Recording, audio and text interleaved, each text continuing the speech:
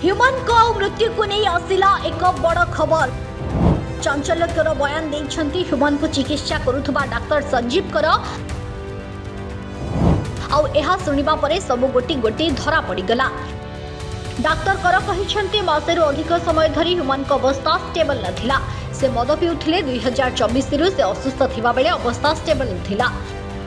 मासे भितरे तांको स्वास्थ्य अवस्था अवनति हेबा सह ज्वर हेबा सह धईसई हेउथिले। तेबे निमोनिया, हार्ट फेल्युअर, लिवर खराब आदि पाई ह्यूमानकर मृत्यु होईछि। डाक्टर संजीव कर कहिछंती मास हेला से अधिक असुस्थ थिले। विश्राम रो आवश्यकता थिला किंतु से विश्राम नेउ नथिले। स्टेज शो करिवा लागि मध्ये बारण करिथिली। से अत्यधिक मद पिउथिबार संगीत को नै अथैथिले। परामर्श देवा सत्वे से शुणु नथिले। वर्षाधिक समय हेला ह्यूमन डाक्टर करंक पाखरे चिकित्सित हेउथिले आ प्रतिथर ह्यूमन को नै डाक्टर को देखाउथिले तांको सहयोगी।